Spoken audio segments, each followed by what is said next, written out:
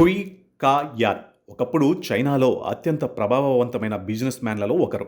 ఆయన స్థాపించిన ever Grande సంస్థ చైనా రియల్ ఎస్టేట్ భూముకు ప్రతీకగా మారింది. చైనా నగరాలలో భారీ స్థాయిలో అపార్ట్మెంట్ ప్రాజెక్టులు, వేలాది హౌసింగ్ ప్రాజెక్టులు, బ్యాంకుల నుంచి భారీగా రుణాలు, ఇలా ఎవర్ గ్రాండే తన వ్యాపార సామ్రాజ్యాన్ని విస్తరించింది. ఒక దశలో హుయ్ కా యాన్ ప్రపంచంలోని అత్యంత సంపన్న వ్యక్తుల్లో ఒకరిగా నిలిచారు. కానీ ఈ వేగవంతమైన విస్తరణ వెనుక భారీ అప్పులు పేరుకుపోతున్నాయి. రియల్ ఎస్టేట్ కంపెనీలు సాధారణంగా భూమి కొనుగోలు, నిర్మాణం, కొత్త ప్రాజెక్టుల కోసం భారీగా అప్పులు తీసుకుంటాయి. ఎవర్ గ్రాండే కూడా అదే మోడల్ను భారీ స్థాయిలో అనుసరించింది.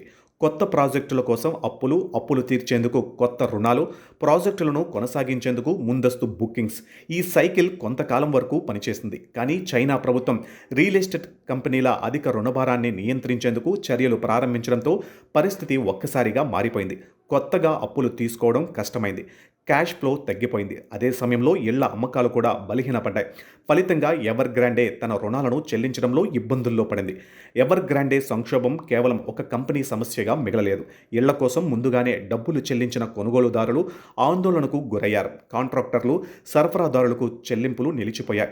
బ్యాంకులు, బాండ్ హోల్డర్లు, పెట్టుబడిదారులపై కూడా ఒత్తిడి పెరిగింది. చివరకు ఎవర్ గ్రాండే రుణ సంక్షోభం చైనా రియల్ ఎస్టేట్ రంగానికే ఒక పెద్ద హెచ్చరికగా మారింది. కంపెనీ తర్వాత భారీ రుణ సంక్షోభంలో చిక్కుకుని దివాలా ప్రక్రియలోకి వెళ్ళింది. ఈ నేపథ్యంలో హుయ్ కా యాన్పై వచ్చిన ఆర్థిక నేరాల ఆరోపణలు చైనాలో తీవ్ర చర్చకు దారితీశాయి. షెన్జెన్ ఇంటర్మీడియట్ పీపుల్స్ కోర్ట్ ఆయనకు జీవిత ఖైదు విధించింది. ఇది చైనా ప్రభుత్వం రియల్ ఎస్టేట్ రంగంలో ఆర్థిక క్రమశిక్షణపై ఎంత కఠినంగా వ్యవహరిస్తుందో చూపించే పరిణామంగా చూడవచ్చు. అయితే ఒక వ్యక్తికి శిక్ష విధించడం ద్వారా ఒక దేశవ్యాప్తంగా ఏర్పడిన రియల్ ఎస్టేట్ సంక్షోభం ముగిసిపోతుందా? అది మాత్రం అంత సులభం కాదు. చైనా రియల్ ఎస్టేట్ సంక్షోభానికి ఎవర్ గ్రాండే ఒక్కటే కారణం కాదు. దశాబ్దాలుగా చైనాలో రియల్ ఎస్టేట్ రంగం ఆర్థిక వ్యవస్థలో కీలక భాగంగా మారింది. స్థానిక ప్రభుత్వాలు భూముల విక్రయాల ద్వారా ఆదాయం పొందాయి. ప్రజలు ఇళ్లను పెట్టుబడిగా భావించారు. డెవలపర్లు భారీగా అప్పులు తీసుకుని కొత్త ప్రాజెక్టులు చేపట్టారు. బ్యాంకింగ్ వ్యవస్థ కూడా ఈ రంగానికి భారీగా రుణాలను అందించింది. కానీ ఇళ్ల డిమాండ్ బలహీనపడడం, జనాభా మరియు ఆర్థిక వృద్ధికి సంబంధించిన ఆందోళనలు, అధిక అప్పులు, అమ్మకాలు తగ్గడం వంటి సమస్యలు ఒకదానితో ఒకటి కలిశాయి. దీంతో సమస్య కంపెనీల నుంచి మొత్తం రియల్ ఎస్టేట్ రంగానికి విస్తరించింది. రియల్ ఎస్టేట్ రంగం బలహీనపడితే దాని ప్రభావం కేవలం ఇళ్లపైనే ఉండదు. Steel, cement, construction, banking, furniture, home appliances, ఇలా అనేక రంగాలు రియల్ ఎస్టేట్తో ముడిపడి ఉంటాయి. అందుకే చైనా ప్రాపర్టీ మార్కెట్లో దీర్ఘకాలిక బలహీనత ఆర్థిక వృద్ధిపై కూడా ప్రభావం చూపే అవకాశం ఉంది. అంతేకాదు, ఇళ్ల ధరలు పడిపోతే ప్రజల సంపదపై కూడా ప్రభావం పడుతుంది. చైనా ప్రభుత్వం రియల్ ఎస్టేట్ రంగాన్ని స్థిరీకరించేందుకు పలు చర్యలు తీసుకుంటుంది. పూర్తి కాని హౌసింగ్ ప్రాజెక్టులను పూర్తి చేయడం, కొనుగోలుదారుల నమ్మకాన్ని పెంచడం, డెవలపర్లకు ఆర్థిక సహాయం అందించడం, హౌసింగ్ డిమాండ్ను పెంచే చర్యలు, ఇలాంటి ప్రయత్నాలు కొనసాగుతున్నాయి.